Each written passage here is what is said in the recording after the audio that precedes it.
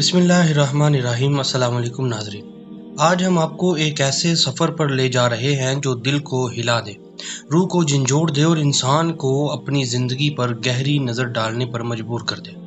یہ ہے قیامت کا دن، آغاز سے انجام تک۔ ناظرین کرام، جب قیامت کی تمام چھوٹی اور بڑی نشانیاں پوری ہو جائیں گی تو وہ لمحہ شروع ہوگا جس کا وعدہ اللہ نے ازل سے فرمایا تھا۔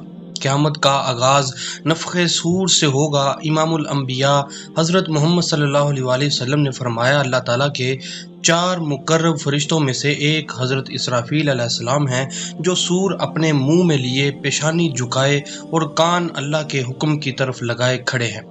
جیسے ہی حکم ہوگا وہ سور پھونک دیں گے اور یوں قیامت شروع ہو جائے گی۔ ناظرین اکرام، مسلم شریف کی حدیث کے مطابق یہ دن جمعہ کا ہوگا۔ لوگ اپنی روزمرہ زندگی میں مصروف ہوں گے کہ اچانک ایک لمبی اور عجیب و غریب آواز آسمان سے گونجے گی جو آہستہ آہستہ بلند ہوتی جائے گی۔ اس کی ہولناکی اور ہیبت سے دل کانپ جائیں گے، آنکھیں پتھرا جائیں گی اور بے چینی ہر طرف پھیل جائے گی۔ پھر سور کی آواز بجلی کی کڑک کی طرح شدید ہو جائے گی، لوگ جہاں ہوں گے وہیں گر پڑیں گے اور کائنات کا نظام بکھرنا شروع ہو جائے گا۔ زمین طوفانی ہوا میں جھولتے چراغ کی مانند ہلنے لگے گی، پہاڑ ریزہ ریزہ ہو کر دھول بن جائیں گے، سمندر ابل پڑیں گے، آگ بھڑک اٹھے گی، آسمان پھٹ جائے گا اور سورج، چاند اور ستارے بے نور ہو جائیں گے۔ انسان، جن، فرشتے سب فنا ہو جائیں گے، حتیٰ کہ ملک الموت بھی اپنی روح اللہ کے سپرد کر دیں گے۔ اس وقت صرف ایک ہی ذات باقی ہوگی، اللہ وحدہ لا شریک ذوالجلال والاکرام، اور اس کا فرمان پورا ہوگا۔ زمین پر جو کچھ ہے فنا ہو جائے گا اور صرف تیرے رب کی ذات باقی رہے گی۔ پھر رب کائنات اعلان فرمائیں گے، کہاں ہیں وہ جابر اور متکبر لوگ، آج بادشاہت کس کی ہے؟ ایک گہرا سناٹا چھا جائے گا، پھر اللہ خوب جواب دے گا، آج بادشاہت صرف اللہ وحدہ و قہار کی ہے۔ ناظرین اکرام، جب ہر ذی روح فنا ہو جائے گا تو ایک طویل مدت گزرے گی جس کا علم صرف اللہ تعالیٰ کو ہوگا۔ اس دوران کائنات میں مکمل خاموشی اور سناٹا چھایا رہے گا۔ پھر جب اللہ چاہے گا وہ ایک نئے سرے سے آسمان، زمین اور فرشتوں کو پیدا فرمائے گا۔ نئی زمین میں نہ عمارتیں ہوں گی، نہ درخت، نہ پہاڑ، نہ سمندر، بلکہ وہ ایک ہموار اور چمکتی ہوئی سفید زمین ہوگی جو اپنے رب کے نور سے جگمگائے گی۔ پھر انسانوں کو دوبارہ پیدا کرنے کے لیے آسمان سے ایک بارش برسائی جائے گی۔ یہ بارش ہر انسان کی ریڑھ کی ہڈی کے ایک چھوٹے سے حصے سے اس کا پورا جسم دوبارہ پیدا کر دے گی۔ گوشت اور پوست چڑھا دیا جائے گا اور یوں وہ زندہ ہو جائیں گے۔ پھر حضرت اسرافیل علیہ السلام کو دوسری مرتبہ سور پھونکنے کا حکم دیا جائے گا۔ اس سور کے ساتھ ہی تمام انسان زندہ ہو کر اپنی قبروں سے اٹھ کھڑے ہوں گے، ننگے پاؤں، ننگے بدن، بغیر ختنہ، بالکل ویسے جیسے ماں کے پیٹ سے پیدا ہوئے تھے۔ اللہ تعالیٰ کا یہ فرمان پورا ہوگا کہ جس طرح ہم نے پہلی بار پیدا کیا اسی طرح دوبارہ پیدا کریں گے۔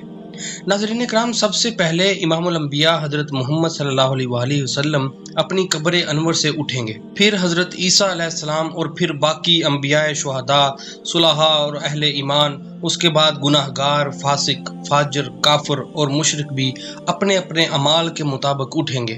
کوئی اندھا ہوگا، کوئی بہرا، کوئی لنگڑا، کوئی چونٹی کی شکل میں اور کوئی سر کے بل۔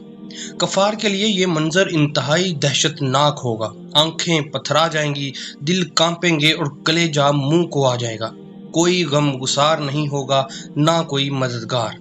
اہل ایمان اپنے ایمان اور اعمال کے مطابق اٹھیں گے، شہید اپنی شہادت کے تازہ خون کے ساتھ، اور حالت احرام میں فوت ہونے والا حاجی تلبیح پکارتے ہوئے، لبیک اللہم لبیک، لبیک لا شریک لک لبیک۔ ناظرین اکرام، قبروں سے اٹھتے ہی ہر شخص پر 2 فرشتے مقرر ہوں گے جو اسے میدان حشر تک لے جائیں گے۔ یہ میدان حشر موجودہ ملک شام کے علاقے میں ہوگا اور سب کو وہاں جمع کیا جائے گا۔ کفار میں سے اندھے لوگ ٹھوکر کھاتے، گرتے پڑتے پہنچیں گے۔ چونٹی کی شکل والے لوگوں کو دوسرے لوگوں کے قدم رونتے جائیں گے۔ جو سر کے بل اٹھے ہوں گے وہ ذلت اور رسوائی کے ساتھ کھینچے جائیں گے۔ بعض کافروں کو آگ ہانک کر لے جائے گی، جہاں وہ رکیں گے آگ بھی رک جائے گی، اور جہاں وہ چلیں گے آگ ان کے ساتھ چلے گی۔ اہل ایمان بھی اپنے اعمال کے مطابق پہنچیں گے، کوئی پیدل، کوئی اونٹ پر، کسی پر ایک سوار، کسی پر دو، کسی پر 10 آدمی ایک ساتھ، ساری مخلوق خاموش دم سادے بس ایک ہی انتظار میں ہوگی، آج زندگی کا سب سے بڑا فیصلہ سنایا جائے گا۔ ناظرین اکرام، جب سب میدان حشر میں پہنچ جائیں گے تو اعلان ہوگا، اے مجرموں، نیک لوگوں سے الگ ہو جاؤ۔ پھر سب کو ان کے عقائد اور اعمال کے مطابق الگ الگ گروہوں میں بانٹ دیا جائے گا۔ سورج 1 میل کے فاصلے پر آگ برسا رہا ہوگا، زمین دہک رہی ہوگی اور ہر شخص پسینے میں ڈوبا ہوگا۔ کسی کا پسینہ ٹخنوں تک، کسی کا گھٹنوں تک، کسی کا سینے تک، اور کچھ پسینے میں ڈبکیاں کھا رہے ہوں گے۔ یہ کیفیت 50,000 سال تک جاری رہے گی۔ بھوک، پیاس اور گرمی کی شدت ناقابل برداشت ہوگی، حتیٰ کہ لوگ اللہ سے دعا کریں گے، یا اللہ چاہے جہنم میں بھیج دے مگر اس مصیبت سے نجات دے۔ ناظرین کرام، 50,000 سال کی اس کٹھن انتظار گاہ میں جب لوگ سخت بھوک، پیاس اور گرمی سے بے حال ہو جائیں گے تو وہ سوچیں گے کسی سے سفارش کرائیں تاکہ اللہ تعالیٰ حساب کتاب شروع کرے اور یہ تکلیف ختم ہو۔ سب سے پہلے لوگ حضرت آدم علیہ السلام کے پاس آئیں گے اور عرض کریں گے، اے اللہ کے نبی، اللہ نے آپ کو اپنے ہاتھ سے بنایا، فرشتوں سے آپ کو سجدہ کروایا اور جنت میں جگہ دی، آج ہمارے لیے سفارش کیجئے کہ اللہ حساب کتاب شروع کرے۔ حضرت آدم علیہ السلام فرمائیں گے، آج میرا رب اس قدر غضب میں ہے کہ نہ اس سے پہلے کبھی ہوا نہ اس کے بعد ہوگا۔ میں نے جنت میں اللہ کی نافرمانی کی تھی، اس لیے مجھے اپنی جان کی فکر ہے۔ تم لوگ نوح علیہ السلام کے پاس جاؤ۔ لوگ حضرت نوح علیہ السلام کے پاس پہنچیں گے اور اپنا مدعا بیان کریں گے۔ وہ فرمائیں گے، میں نے دنیا میں اپنی قوم کے لیے بد دعا کی تھی جس سے وہ ہلاک ہو گئی، آج مجھے اپنی جان کی فکر ہے، تم لوگ ابراہیم علیہ السلام کے پاس جاؤ۔ پھر لوگ حضرت ابراہیم علیہ السلام کے پاس آئیں گے اور کہیں گے، آپ اللہ کے خلیل ہیں، ہمارے لیے سفارش کیجیے۔ حضرت ابراہیم علیہ السلام فرمائیں گے، میں نے دنیا میں 3 مرتبہ ایسی بات کہی جسے جھوٹ شمار کیا گیا، اس لیے مجھے ڈر ہے، تم لوگ موسیٰ علیہ السلام کے پاس چلے جاؤ۔ لوگ حضرت موسیٰ علیہ السلام کے پاس پہنچیں گے، وہ فرمائیں گے، میں نے دنیا میں ایک آدمی کو قتل کیا تھا، اسی لیے میں سفارش نہیں کر سکتا، تم لوگ حضرت عیسیٰ علیہ السلام کے پاس جاؤ۔ پھر لوگ حضرت عیسیٰ علیہ السلام کے پاس آئیں گے اور عرض کریں گے، آپ اللہ کے رسول اور روح اللہ ہیں، ہمارے لیے سفارش کریں۔ حضرت عیسیٰ علیہ السلام فرمائیں گے، آج میرا رب اتنے غضب میں ہے کہ نہ اس سے پہلے کبھی ہوا نہ اس کے بعد ہوگا، تم لوگ حضرت محمد صلی اللہ علیہ وآلہ وسلم کے پاس چلے جاؤ۔ لوگ سید الانبیاء رحمۃ اللہ عالمین کے پاس آئیں گے اور عرض کریں گے، آپ خاتم الانبیاء ہیں، اللہ نے آپ کے اگلے پچھلے سب گناہ معاف کر دیے ہیں، ہمارے لیے سفارش کیجیے۔ رسول اللہ صلی اللہ علیہ وآلہ وسلم فرمائیں گے، ہاں، آج سفارش کا حق مجھ ہی کو ہے۔ پھر آپ صلی اللہ علیہ وآلہ وسلم مقام محمود کی طرف جائیں گے جو جنت میں عرش الہی کے نیچے ہوگا، وہاں آپ سجدے میں گر کر اللہ کی حمد و ثنا بیان کریں گے۔ جب اللہ کا غضب کم ہوگا تو ارشاد ہوگا، اے محمد، سر اٹھاؤ، مانگو دیا جائے گا، سفارش کرو قبول کی جائے گی۔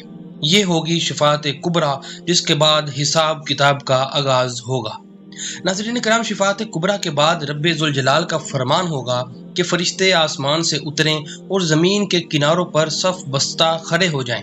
8 فرشتے اللہ کے عرش کو تھامے ہوں گے، پھر عدالت الہی قائم ہو جائے گی اور گواہوں میں انبیاء، اولیاء اور صالحین کو بلایا جائے گا۔ فرشتوں کو حکم ہوگا کہ لوگوں میں ان کے اعمال نامے تقسیم کر دیے جائیں۔ اہل ایمان کو سامنے سے اور دائیں ہاتھ میں اعمال نامہ دیا جائے گا، کفار اور مشرکین کو پیچھے سے اور بائیں ہاتھ میں دیا جائے گا۔ جب ہر شخص اپنے اعمال نامے کو دیکھے گا تو اس کی پوری زندگی اس کے سامنے آ جائے گی۔ اہل ایمان کے روشن چہرے اور زیادہ چمک اٹھیں گے، وہ خوشی سے دوسروں کو اپنا نامہ اعمال دکھاتے ہوئے کہیں گے، لوگو آؤ میرا نامہ اعمال پڑھو۔ لیکن کافروں اور مشرکین کے چہرے سیاہ پڑ جائیں گے، شرمندگی اور ذلت چھا جائے گی، وہ حسرت سے کہیں گے، کاش مجھے میرا نامہ اعمال نہ دیا جاتا اور میں نہ جانتا کہ میرا حساب کیا ہے۔ وہ حیران ہوں گے کہ یہ کیسی کتاب ہے جس میں چھوٹے بڑے سب اعمال درج ہیں، کوئی چیز چھوٹی ہو یا بڑی سب لکھی ہوئی ملے گی۔ پھر سوال و جواب کا آغاز ہوگا، اللہ مشرکوں سے پوچھے گا، تم نے شرک کیوں کیا؟ وہ جھوٹ بول کر کہیں گے، ہم نے کبھی شرک نہیں کیا۔ اللہ کرامن کاتبین کو بلائے گا، وہ گواہی دیں گے، مشرک پھر انکار کریں گے، پھر وہ مقامات بلائے جائیں گے جہاں انہوں نے شرک کیا تھا، وہ بھی گواہی دیں گے، مگر مشرک انکار ہی کرتے رہیں گے۔ آخرکار اللہ ان کی زبانوں پر مہر لگا دے گا اور ان کے ہاتھ، پاؤں اور جسم کے اعضاء گواہی دیں گے کہ یہ واقعی شرک کرتے تھے، یوں ان پر جہنم واجب ہو جائے گی۔ منافقین سے سوال ہوگا، کیا میں نے تمہیں عزت، دولت، اہل و عیال نہیں دیے تھے؟ کیا تمہیں یقین تھا کہ قیامت آئے گی؟ وہ کہیں گے، ہاں یقین تھا، ہم نے تیرا کلمہ پڑھا، نماز پڑھی، روزے رکھے۔ پھر اللہ ان کے جسم کو گواہی دینے پر مجبور کرے گا کہ یہ بظاہر عبادت کرتے تھے لیکن دل میں کافروں کے ساتھ تھے، مسلمانوں کو دھوکہ دیتے اور ان کے دشمنوں کا ساتھ دیتے تھے۔ ان پر بھی جہنم واجب ہو جائے گی۔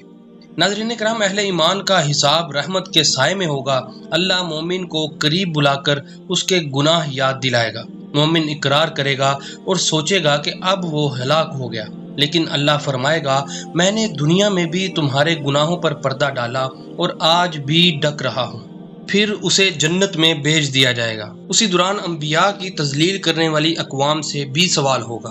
حضرت نوح علیہ السلام اپنی امت کے خلاف امت محمدیہ کو گواہ بنائیں گے۔ قرآن کی روشنی میں وہ گواہی دیں گے اور قوم نوح لاجواب ہو کر جہنم میں پھینک دی جائے گی۔ یہی انجام قوم عاد، سمود، شعیب اور دیگر انبیاء کے جھٹلانے والی اقوام کا ہوگا۔ پھر حقوق اللہ اور حقوق العباد کا مرحلہ آئے گا۔ نماز کا حساب سب سے پہلے ہوگا، اس کے بعد قتل، ظلم اور ناانصافی کے تمام مقدمات نپٹائے جائیں گے۔ چھوٹی سے چھوٹی زیادتی کا بھی بدلہ لیا جائے گا، حتیٰ کہ جانوروں کے درمیان بھی انصاف قائم ہوگا۔ یہ بدلے نیکیوں سے ادا کیے جائیں گے۔ اگر ظالم کے پاس نیکیاں نہ ہوں تو مظلوم کے گناہ اس پر ڈال دیے جائیں گے۔ اس کے بعد اعمال میزان میں تولے جائیں گے۔ نیکیوں کا پلڑا بھاری ہونے والے جنت میں جائیں گے اور برائیوں کا پلڑا بھاری ہونے والے جہنم میں۔ ایک مومن کا ایمان اس کے سب گناہوں سے زیادہ قیمتی ہوگا۔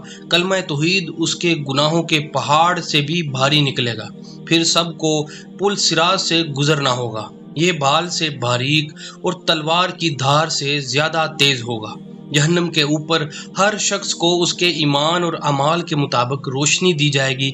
کچھ بجلی کی رفتار سے گزر جائیں گے، کچھ ہوا کی رفتار سے، کچھ دوڑتے، کچھ چلتے اور کچھ لڑکھڑاتے ہوئے۔ نکیلے کانٹے بہتوں کو جہنم میں کھینچ لیں گے۔ اہل ایمان نبی کریم صلی اللہ علیہ وسلم کے ساتھ سب سے پہلے گزر جائیں گے اور باقی انبیاء اپنی امتوں کے ساتھ بعد میں۔ جب سب مراحل مکمل ہو جائیں گے تو جنت کے دروازے کھولے جائیں گے۔ نبی کریم صلی اللہ علیہ وسلم جنت میں داخل ہوں گے مگر اپنی امت کو نہ بھولیں گے۔